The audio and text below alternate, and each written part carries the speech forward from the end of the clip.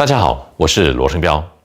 今天在克加拉禅修林将举办那嘎布扎龙供法会，所以我就给大家讲解占图古仁波切一个关于龙族的开示。相信很多人都很感兴趣，而且又好奇，到底那嘎龙族是什么？龙族是属于畜生道的强大众生，但他们具有人类通常用肉眼无法察觉的微妙形态。在西藏，他们被认为是8种灵体的其中一种，藏语叫鹿。善龙是佛教的护法，而且龙族也是巨大财富的代表，所以龙供法会能够为我们消除违缘，增上财富。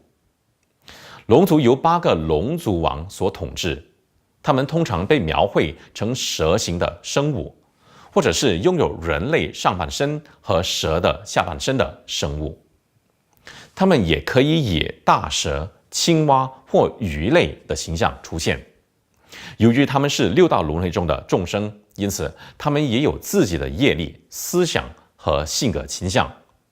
龙族并不是开悟的众生，因此作为佛教徒，我们不可以不依他们。龙族居住在有水源的地方，比如溪流、泉水、池塘、河流、湖泊和海洋。也有少数的龙族住在林地，比如森林和丛林。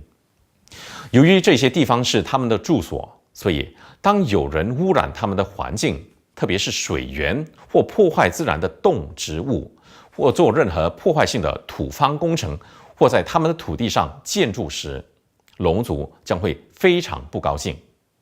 同时，当生活在他们的土地上或靠近他们的人们不和谐和经常争吵时，他们也会不高兴的。作为非常爱干净的众生，龙族也厌恶负面的行为，包括杀害动物。肉类的气味令他们非常厌恶反感。龙族也无法忍受酒精或其他麻醉品的气味。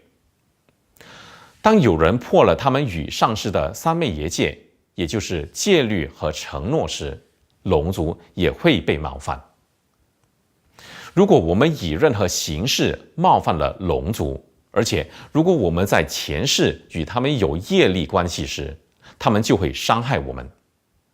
龙族被冒犯的迹象包括梦到蛇类攻击我们，发生车祸或事故，染上皮肤病，尤其是麻风病，得了癌症，有肾脏问题，生活中有纷争、不和谐。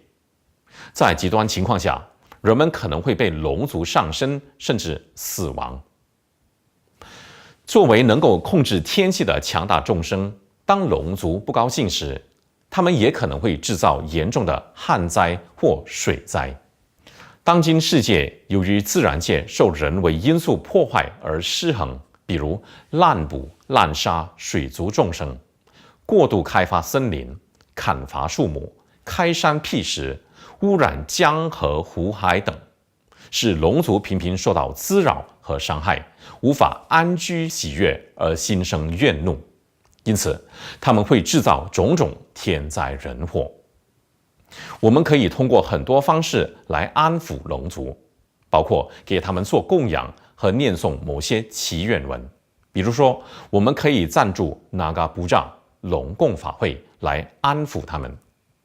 当龙族欢喜时，他们实际上是可以制造有利的天气条件的，比如呼唤或阻止下雨，使当地风调雨顺。欢喜的龙族也可以改善一个人的财务状况、名望和健康，也可以增加和平与和谐，而且在生活中也可以消除各种障碍和疾病。然而，龙族是非常敏感的众生，除非我们有具格上师的指导，否则占图古仁波切通常不建议我们供奉龙族。向龙族做供养和念诵祈愿文，不仅仅是为了安抚他们，这也是为了平息我们不小心对他们造成过的任何伤害，因为我们改变了他们的环境而使他们受到伤害。另一种安抚龙族的方法是念诵对龙族表示歉意的经文。这个可以在龙族日或任何时候念诵。在从事建筑工作或任何扰乱土地的工作，或可能对土地和水道在无意中造成污染的情况下，我们能重复念诵这个经文是很好的。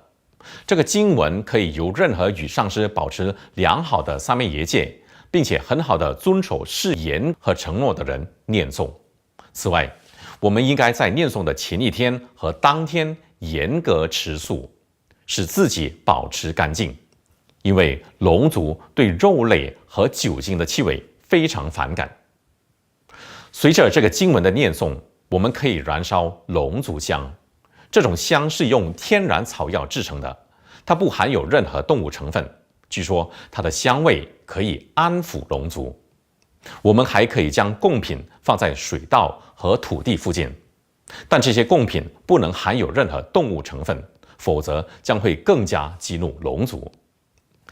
龙族通常不是那种会无缘无故伤害我们的众生，但我们的疏忽可能会使他们受到伤害和冒犯。如果龙族怨怒了，他们会对我们的生活产生非常负面的影响。因此，多保护自然环境和减少污染是明智的。对于那些被龙族干扰的人，或者那些因工作的关系而可能做出一些冒犯龙族的活动的人，可以念诵之前所提到的经文，它的链接就在这个视频下方的简介部分。目前只有英文和藏文版本，希望以后会有中文版。好了，感谢大家收看今天的节目。大家如果对佛法有兴趣，可以上占中国人界的中文博客 www.参容界.com/l/cn。谢谢大家。